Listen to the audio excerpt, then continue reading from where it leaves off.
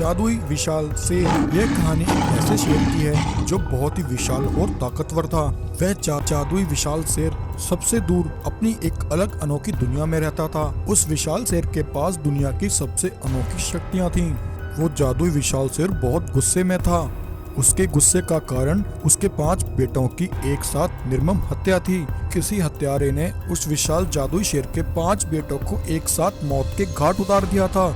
अपने 5 बेटों की हत्या के दुख में विशाल शेर गुस्से से पागल हो चुका था और अपने बेटे के हत्यारे को ढूंढ रहा था और उससे बदला लेना चाहता था। मैं उस सफेद शेर को नहीं छोड़ूंगा। उस शेर ने मेरे मासूम बच्चों की हत्या की है। मैं उस हत्यारे की सारी पुश्तें मिटा दूंगा। तो दोस्तों, आप जानना चाहते हैं कि उस विशाल शेर के बेटों की हत्या किसने की थी और वह विशाल शेर किस सफेद शेर से बदला लेने की बात कर रहा था? तो चलिए इस कहानी को शुरू से देखते हैं। दरअसल आज से 2 वर्ष पहले सुंदरवन जंगल का राजा सिम्बा शेर जंगल में राज कर रहा था। सिम्बा शेर के साथ उसका एक वफादार मंत्री चीता जिसका नाम भानु था। वह उसके साथ रहकर सिम्बा के हर छोटे बड़े काम में उसकी मदद करता था।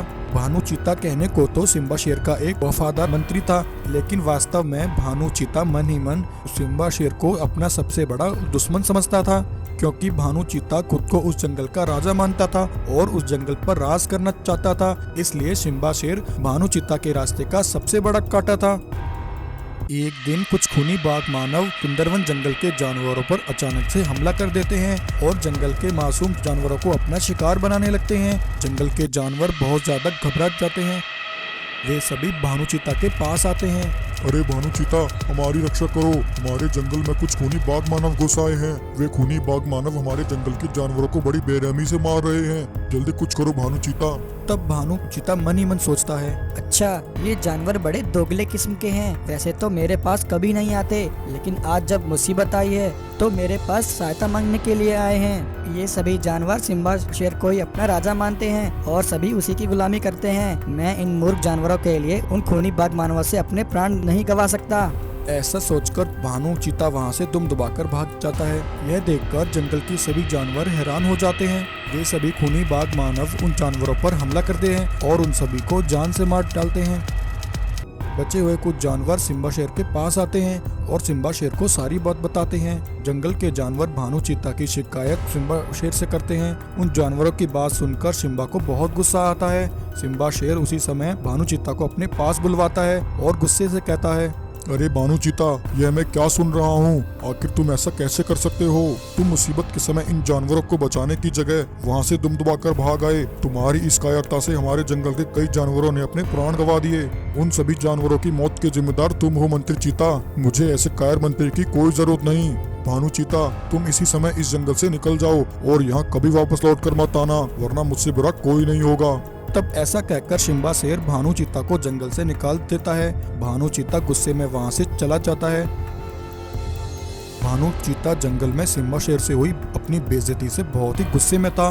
भानु चीता चलते चलते एक अनोखे जंगल में आ जाता है, जहां उसे एक विशाल शेर मिलता है जो अपने 5 बेटों के साथ जंगल में खेल रहा होता है। उस विशाल शेर को देखकर भानु चीता कहता है, अरे, ये मैं कहाँ आ गया और ये विशाल शेर कौन है? आज से पहले मैंने इतना बड़ा शेर कभी नहीं देखा। लगता है यह कोई जादू शेर है। तभी उस विशाल शेर को देखकर भानु चीता के दिमाग में एक शैतानी ख्याल आता है। उस सिम्बा शेर ने सभी जानवरों के सामने मुझे बेइज्जत किया है और मुझे जंगल से बेदखल कर दिया। सिम्बा शेर, मैं तुमसे अपना बदला जरूर लूंगा।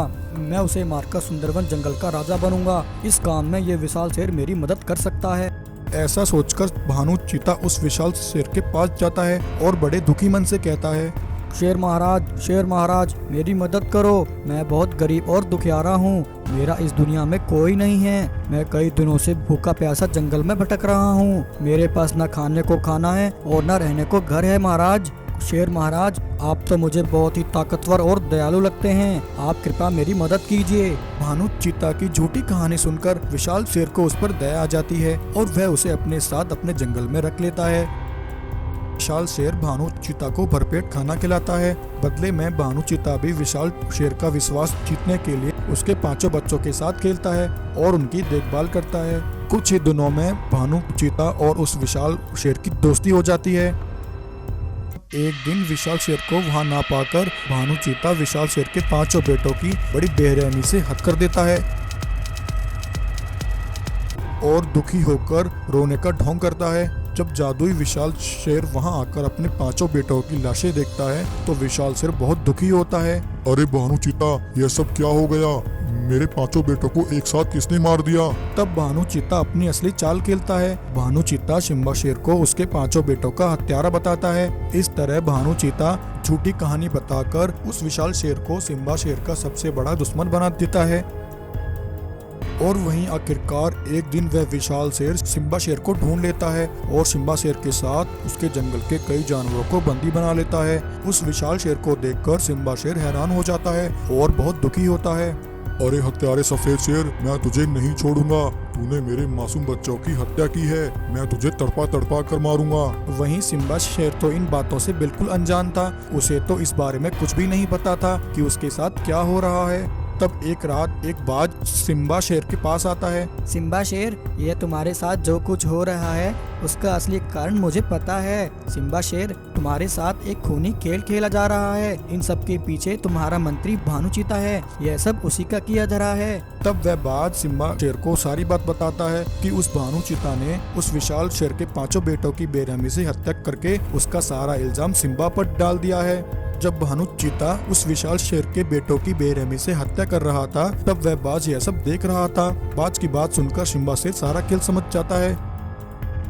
जब विशाल शेर जंगल में वापस लौटता है तब बाज और सिम्बा शेर उस विशाल शेर को सारी बात बताते हैं। तब विशाल शेर अपना ध्यान लगाता है और अपनी शक्ति से सब देख लेता है कि उसके 5 बेटों की हत्या भानु चीता ने की थी। यह देखकर विशाल शेर को बहुत गुस्सा आता है। विशाल शेर सबसे पहले शेर को आजाद कर देता है। सिम्बा शेर, मुझे माफ कर दो।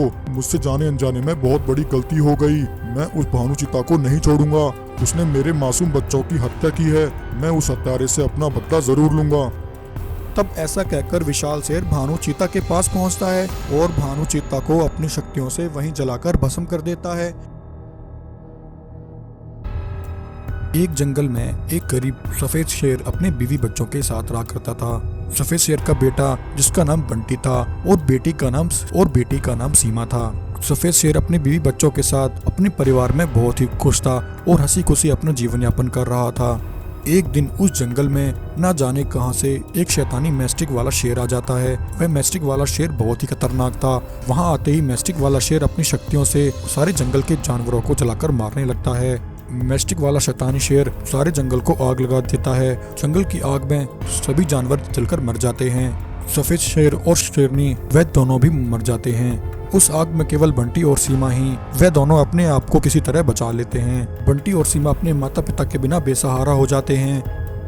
वे दोनों भूख और प्यास से रोने लगते हैं। उन दोनों को रोता हुआ एक बाज देख लेता है। बाज उन दोनों के पास आता है और कहता है, जंगल में लगी आग से कोई नहीं बच पाया। केवल ये दोनों मासूम शेर और शेरनी बचे हैं। ये दोनों तो अभी बहुत छोटे हैं। अगर इन्हें खाना नहीं मिला तो ये दोनों भूख और प्यास से ही मर जाएंगे। ऐसा कहकर बाज उन दोनों शेर और शेरनी की देखरेख करने लगता है। वह उन दोनों को लेकर अपने घर आ जाता है और उनके लिए जंगल से खाना लेकर आता है। बाज बंटी और सीमा का अच्छे से पालन पोषण करता है। वहीं धीरे धीरे समय बीतता है। बंटी और सीमा बड़े हो जाते हैं। एक दिन जब बाज बंटी और सीमा के लिए खाना लेकर जा रहा था तभी उस बाज को मैस्टिक वाला शेर देख लेता है। मैस्टिक वाला शेर कहता है, अरे ये बाज इतने बड़े मांस के टुकड़े लेकर कहाँ जा रहा है? मुझे इसका पीछा करना होगा और पता लगाना होगा। तब मैस्टिक वाला शेर बाज का पीछा करता है। वह देखता है कि बाज उस मांस को एक शेर और शेरनी को लाकर खिला रहा है। मैस्टिक वाला शेर कहता है, अच्छा, तो ये बाज हर रोज जंगल से मांस लाकर इन दोनों शेर और शेरनी को खिलाता है। हो ना हो ये दोनों बच्चे उस सफेद शेर और शेरनी के ही हैं। इस बाज ने इन दोनों को बचाकर अच्छा नहीं किया। इसने ऐसा करके मुझसे गद्दारी की है। मैं इस बाज को इसका दंड दूंगा और उसके बाद इन दोनों शेर और शेरनी को भी खा जाऊंगा। अभी एक दिन मैस्टिक वाला शेर उस बाज को पकड़ लेता है और बाज को वहीं जान से मार देता है। वहीं एक दिन उस जंगल में आसमान से एक जादुई दरवाजा उतरता है। उस दरवाजे में से एक गोल्डन शेर और शेरनी बाहर आते हैं। वहां आकर गोल्डन शेर कहता है, शेरनी, ये तो बहुत अच्छा जंगल है। अब हम कुछ दिन यहीं रहेंगे। ऐसा कहकर गोल्डन शेर और शेरनी वहां से चले जाते हैं। वहीं वह मैस्टिक वाला शेर गोल्डन शेर और शेरनी को देख लेता है।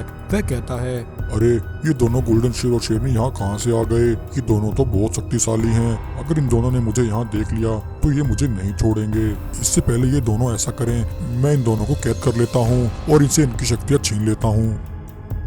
उधर उन दोनों गोल्डन शेर और शेरनी को जंगल में घूमते हुए बंटी और सीमा मिल जाते हैं। गोल्डन शेर सीमा और बंटी से उनके माता पिता के बारे में पूछता है। तब बंटी और सीमा उनको बताते हैं कि वे दोनों अनाथ हैं। एक बाज ने उन दोनों का पालन पोषण किया है। तभी गोल्डन शेर अपनी शक्ति से देखता है कि एक मैस्टिक वाले शेर ने उनके जंगल में आग लगाकर सभी जानवरों को मार दिया था। उस आग में बंटी और सीमा के माता पिता भी जलकर मर गए थे और उस मैस्टिक वाले शेर ने बाज को भी मार दिया है। यह देखकर गोल्डन शेर हैरान हो जाता है और कहता है, शेरनी, वह मैस्टिक वाला शेर यहाँ धरती लोक पर भी आ गया है। हमें उसे तलाश करके उसे खत्म करना होगा, वरना वह मैस्टिक वाला शेर पूरे धरती लोक को तबाह कर देगा। तभी इतने में मैस्टिक वाला शेर वहां आ जाता है। मैस्टिक वाला शेर पीछे से आकर गोल्डन शेर और शेरनी पर हमला करने वाला होता है। तभी गोल्डन शेर को पता लग जाता है। गोल्डन शेर अपनी शक्तियों से मैस्टिक वाले शेर पर हमला करता है और उसे वहीं मार देता है।